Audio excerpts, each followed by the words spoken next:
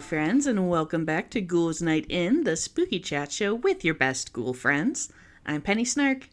And I'm Midge Munster.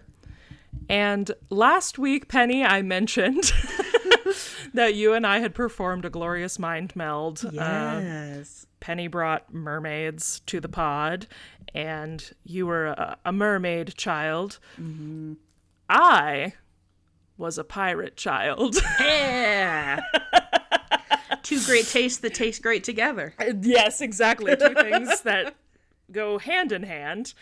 And so today I am literally what you said when you said I'm doing Mermaids 101. Today I'm doing what will probably be the first of many pirate-related episodes. Hell yeah. I've been waiting to bring this. I've had it on the list since we started this podcast. You've mentioned potentially doing pirates several times. Every summer, I'm like, oh, it's time to talk about pirates. Pirate time. But I've been a little overwhelmed because of how much there is. And, with our bite-sized episodes, I felt unsure where to start. But I have figured out where we're gonna begin. You've selected a bite? I've picked up the fork and selected a bite. I first also know you are also a pirate person. You're not. Yes. Yeah, you're not a pirate girl. But no, for sure, definitely also a pirate enthusiast. Yeah, I mean, much like you were talking about how much media was happening mermaid-wise when we were young, we were both of the Pirates of the Caribbean generation. Pirates of the Caribbean to me is Haunted Mansion to you. Like, fair, yes. When I went to Disneyland, I rode that ride I think 13 times without getting off. Like, I just kept going because it was like a really dead day and they just let me keep going through. It was one of the best days of my life still. What a freaking dream. And you know that I am a late in life Haunted Mansion convert. When I was a kid going to Disney, I was all about pirates also. Hell yeah. So yeah, that's I've always loved them both, like, in media fashion, but also just a really fascinating chapter of history. And so we're going to start by talking about who I have dictated in my notes as the serial mascot of pirates. Even if you are not a pirate person, you weren't a pirate child, chances are you know who Blackbeard is. Oh, hell yeah, you do. And I think he's as good a place of any to start talking about pirates, because he was the rock star. He was the Vampire Lestat of he's the Vampire Lestat of pirates. Of the pirate world. So, but behind him being such a legend that he's become, he was a real person, and he was a sailor and a privateer, and surprisingly, of his lifetime, he actually only spent less than 2 years as a pirate. So he has a very interesting story, and it's kind of crazy that, someone who spent so little time actually pirating has become the best known pirate, arguably, in history.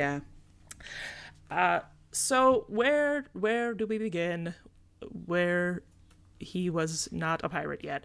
There is not a lot known about him before piracy, but most people believe that he was born sometime around 1680 in Bristol is the best we can figure. And his given name was Edward Teach, though also unclear because some records say Edward Thatch, some say Edward Thack. So right out the gate, all this uncertainty tells us something really important, and that's that pirate history is super messy. Obviously, as you can probably imagine, pirates were not keeping really detailed records of their plundering. And any records that were kept by the government were a lot of times exaggerated to justify, like, military crackdowns on piracy. So like many things we talk about here on Ghouls Night, when it comes to Blackbeard, we have to separate truth from myth. That's a part of the challenge. But the fact is, we probably will never really know the full extent of what his deal was. But what we do know is that he grew up during a period of massive naval conflict. England, France, Spain, all the European powers were at war over trade routes. The American colonies were getting involved, and the environment that created was this perfect training ground for pirates. Because before becoming an outlaw, Teach was a privateer. Which, if you don't know what that is, it's basically a state-sanctioned pirate. Right. It's like a pirate with a license. A pirate with a license, exactly. So the government would issue something called a letter of marque, and that would allow privately owned ships to attack enemy vessels during wartime, and the crews that would do that could keep part of the loot, and the government benefited by disrupting enemy trade. So privateering was dangerous work, but potentially very profitable if you were good at it. And so during the War of the Spanish Succession in the early 1700s, a ton of sailors, like thousands of people, went into privateering and gained combat experience by raiding ships. So when the war ends in 1713, suddenly there's a whole line of trained mercenaries that are suddenly unemployed and have basically nothing and no other skill set. So what do a lot of them do? Hey, they become pirates. They're like, I've already got something I'm good at, so... Right. And of course, too, like, I would imagine that privateering probably wasn't, like, super well looked upon, even though it was state sanctioned. Like, yeah, you know, I would have to imagine that would kind of be like after now someone being like, well, I was an ICE officer, but I'm not anymore. Yeah, so probably not a lot of people lining up to hire these privateers. So they, made their own means, and along those people was Edward Teach. So around 1716, he joins the crew of Captain Benjamin Hornigold, who was a well-known pirate operating out of the Caribbean. And he was important because he kind of was the, like, poster child for this transition of privateering into outright piracy. He was super experienced, very organized, and very well politically connected. So he kind of had all the things at his disposal, and he kind of took Teach under his wing and trained him. And Edward was very good at it and became very quickly ready to man his own station. So Hornigold gave Teach command of his own captured vessel, and that is when Edward Teach becomes Blackbeard. What I love about him is the theatricality of it all. Yes. Like, choosing the name Blackbeard, first of all, iconic. He understood something that I think a lot of pirates didn't early on, and that's that he could do a lot more damage with fear than forcible violence.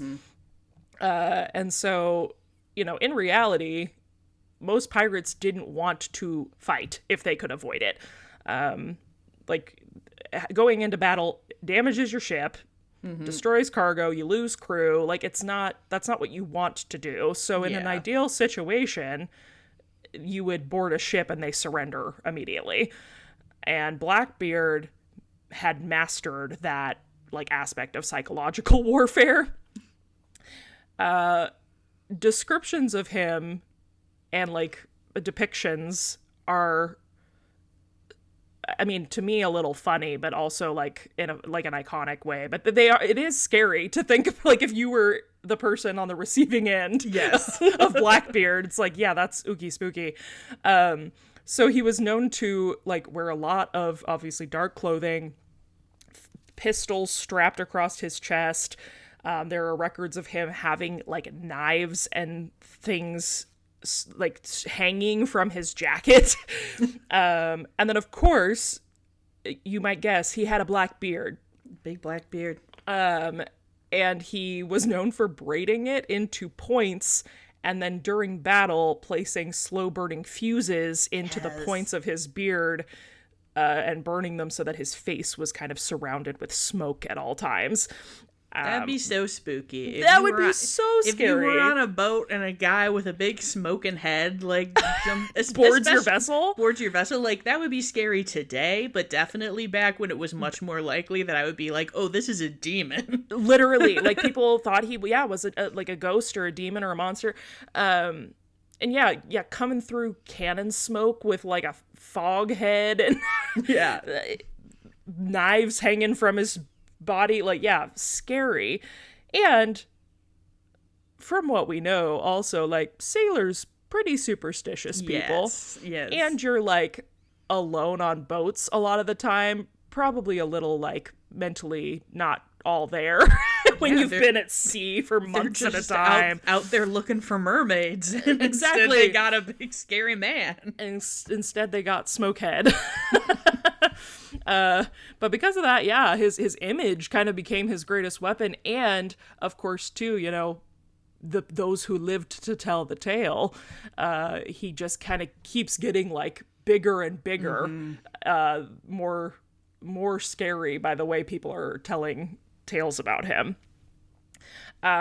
So his reign fell in the early 1700s, like I said, which that era is often called the golden age of piracy, because the trade across the Atlantic was exploding, kind of like we talked about at the beginning. But European empires were shipping like enormous amounts of goods, sugar, tobacco, rum, silver, unfortunately also humans, enslaved people, just constant things going across the ocean ripe for the taking. And by 1717, Blackbeard had captured his own ship. So he takes over a French slave ship called the La Concorde and transforms it into his flagship vessel and names it Queen Anne's Revenge. Awesome. Hell yeah. Metal as hell. Metal band name, yeah. And even though it was kind of his starter house, yes, it was stacked. He, like, hey MTV, I'm Blackbeard and this is my crib, and he put 40 cannons on the boat, and had a huge crew, and it became like one of the most formidable ships in the Atlantic at the time. So with him dominating all these shipping lanes through the Caribbean and along the Americas, he's really at the height of his power. His fleet eventually grows to like many ships with a crew of around 300 at the height of it. Like 300, not on one ship, obviously, but like on the flotilla, 300 men following him, which is crazy. And people from all walks of life. Like, he had everybody from wealthy people to like the poorest of the poor working for him. And he was an interesting fella. He had like a lot of smart tactics. One of his most famous quote attacks, kind of, not even really, happened in 1718, towards the end of his reign. But he made a blockade outside of the port of Charleston in South Carolina. And for nearly a week out there, him and his fleet trapped every boat that came and went out of that port. And it was one of the busiest ports in the colonies. So entering or leaving, they're captured. passengers are taken hostage. And of course, the people in Charleston start freaking the hell out. Like, is he going to invade the port? Is he going to kill the people? What's happening? But Blackbeard, all he did was made a demand for medical supplies for his crew.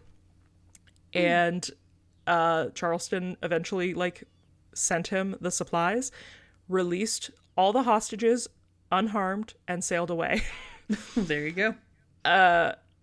And, you know, that, again, just things that make him so interesting, because it, like, that's a very calculated, like, I'm going to show you how strong I really am. Yeah. That, like, without very little to no bloodshed, completely shut down a major colonial port. Yeah. And just, again, just kind of on reputation alone. So this just serves to further bolster him. And, of course, then things start getting spicy because people are like, we cannot let this guy keep doing this. Yep. So not very long after the Charleston blockade, Blackbeard, he ran the Queen Anne's Revenge aground near North Carolina. And this is still a heavily debated thing by historians because some people think it was an accident, but it's widely, like, recorded as it being intentional. And so others think that Blackbeard did it to reduce the size of his crew, and basically in the interim, like, increase his own share of the plunder. But either way, lots of pirates stranded and abandoned during this time. And he ends up accepting a royal pardon from the governor of North Carolina for him and several of his crew. And, you know, this was a common thing that they were doing during the piracy age. Government were like, hey, we'll forgive everything you've done as a pirate if you come surrender and vow, like, that you're with the crown. Like, you're gonna be good now. Yeah, if you swear you're gonna be good, we'll let you go. And partly they're, you know, doing that because fighting piracy was difficult and expensive. You're having to send ships and men, and it's not an easy thing to try to crack down on. So they're like, well, we'll let them come to us. Yeah, like, don't you want to just give up? Wouldn't that be easier? Hey, guys, what if instead you just come on over? But this does work for, like, a short time, and Blackbeard does appear to be retired. But it doesn't last long because he's a smarty pants. And so he kind of gets in good with the government officials and is like, I can make this worth both of our whiles. And of course, then soon reports start coming back up that he is back on the water with what seems to be quiet support from a bunch of colonial officials who are benefiting from his stolen goods. And, you know, contrary to popular belief, most pirate, like, booty isn't, like, gold or jewels or anything like that. It was goods. It was spices and silk and wine, and it's not things they can just, like, keep. Yeah, like, you gotta pass it on. Right, it's not any good to them, unless it's, like, food, but in order for them to make any money off of it, they need places to sell stolen cargo. And so the government officials become this liaison because they need money. And as the government is often wont to do, they all looked the other way and participated in this until there was too much pressure, political pressure coming from the outside, and they were like, "Oh yeah, we're gonna crack down on it. We're gonna fix it, guys. Don't worry. We've been on it this whole time." So some of that political pressure starts coming from the governor of Virginia, Alexander Spotswood, and he does not like what's happening. Yes. Sorry. I also 12. have Spotswood and Horn of Gold. There's a lot happening here. But he saw Blackbeard as a threat and also saw it as, like, an opportunity for himself to be like, I'm going to bring down the big guns. Yeah, for sure. So without even consulting anybody in North Carolina, he goes on a mission with his men to get Blackbeard. And he chooses a man by the name of Lieutenant Robert Maynard to lead up this mission. Maynard was part of the Royal Navy, and in November of 1718, Maynard tracked down Blackbeard at the Ocracoke Inlet off the coast of North Carolina, and he pulls a bamboozlement. Because Blackbeard, like we said, he had just had his whole run aground situation. His crew is smaller than usual, but still strong. The battle, when they start with Maynard, starts with cannon fire, but Maynard had hid a bunch of his men below deck, so the ship looked basically unmanned. And so Blackbeard was like, ha ha, nerd. And him and his crew board the vessel thinking it's going to be an easy fight. And Maynard's hidden men emerge and just slice and dice him brutally. They're like, actually, you're the nerd. Yeah, actually get wrecked. And accounts that were written after this reported that Blackbeard was shot 5 times and suffered 20 sword swipes before finally collapsing, and that he was fighting through all of that. But he does eventually succumb and passes at this battle. And afterward, which this seems a little harsh to me, but Lieutenant Maynard does sever Blackbeard's head and hang it from the bow of his ship. They do love to do stuff like that. Yeah. Men. And so ends the time of Blackbeard. So, again, a short 2 years. Yeah, wow. But why does he become so legendary when so many other pirates kind of fade into the background of history? I mean, again, part of it's timing. Public fascination with pirates was there. Part of it is that image of him. This man understood branding. Yes, I was gonna say, I'm like, he knew his personal brand and he worked it. Exactly. So he, part of it is that, but a huge part of it is, as is often the case, stories that happen after his death. There is a book written in 1724 called A General History of Pirates, and that, while it does have a lot of real events categorized in there, it is a lot of exaggeration and rumor and fanciful tales, and it becomes kind of the standard for how generations later people imagine pirates. And Blackbeard in that book is like the pirate king. He's the ultimate villain. And so, his star continues to grow even after his death. There, of course, become tales that he buried treasure. People are looking for Blackbeard's treasure. Again, very much not a thing for the most part that pirates did, because you can't bury silk fabric and hope for the best. You gotta sell it at port. Yeah, right. It's like it doesn't do me any good if it's on a beach somewhere. And then of course the ghost stories that his ghost haunted the waters where he died. There was a tale that his headless body swam around the ship several times after his death. Just grandiose, wonderful fish tales. But, it worked to his favor. His story is still being told today, whether it's fact or fiction or a little of both.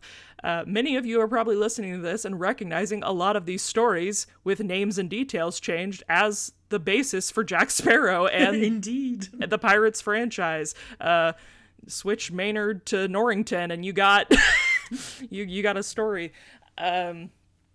So lots of that still happening. Fans of Our Flag Means Death will also recognize a lot of this lore. I think, honestly, they do a pretty good job of telling a lot of what was true about Blackbeard's life. Of course, they've, fantasized a lot of things. But if you are a fan of the show and you don't know this, you might be excited to know that the flag that the titular flag that they sail under is a real design from that era and has connections to the Blackbeard flotilla. There is dispute about whether or not he originated that flag. Some people give him credit for that, but it is also credited to a couple other pirates along the way as well. But it is kind of referred to as like Blackbeard's flag. And yes, the gentleman pirate Stede Bonnet also is real, and he and Blackbeard did know each other and work together. So there is some real interesting history there. Obviously, like, these modern stories glorify piracy in a lot of ways. In modern media and literature, it's become kind of a symbol for freedom. But that was, of course, not always the case. It's important to remember that, like, piracy was a very violent life and brutal and lonely and nasty. But I think what has made this kind of withstand the test of time is that it represents something larger. And, like, not to get on my soapbox, but wow, what do you mean the government created a thing they feared and then it became illegal as soon as they couldn't control it? Weird. Glad that's never happened again. Totally. But yeah, I mean, it's a very interesting, like, great example of, kind of this, and pirates are also just very, like, anti-capitalist and queer and the like. So we love pirates, even if they be doing some really bad stuff. That's the horror of it, Mitch. We love things even when they do bad stuff sometimes. Even when they do bad stuff. This is going to be potentially a teaser for the future, but I have to ask, have you watched Black Sails? No, actually. Oh my god, you gotta watch Black Sails, Midge. Ooh. And Blackbeard does make an appearance, as well as several other notables, and alongside some of the fictional folks. For those who don't know, this is a pirate drama that is, like, kind of a Treasure Island prequel in the weirdest way. Interesting. So okay. It's about Captain Flint, but there's queerness, there's sapphic stuff. It is very intense, but extremely good. Highly recommend it for anyone who likes pirates and likes sea stuff. Okay, I'm making a note. I shall watch. Yes. Yeah, also, I mean, as always, send us your pirate media. If you have pirate media to recommend, we will always take suggestions in that regard. But yeah, that's a little bit about the man, the myth, the legend. Blackbeard. We'll probably revisit piracy at some point because there's so much interesting stuff to delve into. But he is definitely, I think, like the spookiest boy of the yes of the pirate the realm. top spooky boy of piracy. Yeah. Well, thank you all for hanging out with us and listening. If you would like to join the conversation about Blackbeard and his smoking face, both with smoke, but also if we're talking Taika Waititi, also beautiful. You can join us over on our Discord server, and that can be found in the show notes or on our Instagram profile in the bio. And if you'd like to follow us over there, that is at Ghouls Night in Pod, and you can leave us a review in our DMs there or wherever you listen if it'll let you. Some places allow like comments, like Spotify, and I believe Penny has a Spotify comment to share. I do. This is from Dr. Locke, who says, I have been following this podcast for years at this point, and it has become a comfort zone to enjoy whenever I need company in the kitchen or while caring for my balcony plants. Thank you for the wonderful time we spend with you. And then there's 6 jack-o'-lantern emojis, and it says 6 to be shared. So there you go. We'll share them. 3 for each. 3 nice. each. 3 pumpkins each is pretty solid. So yeah, that's I'll plenty take of pumpkins. That'll get me through the next couple weeks for sure. I'm going to say pumpkins are worth more than stars. So. Oh, absolutely. Always. Well, thank you so much for that. And if you would like to keep up with Penny and I, you can find me all over the web at Midge Munster. And you can find me at Penny Snark. And until next time, good.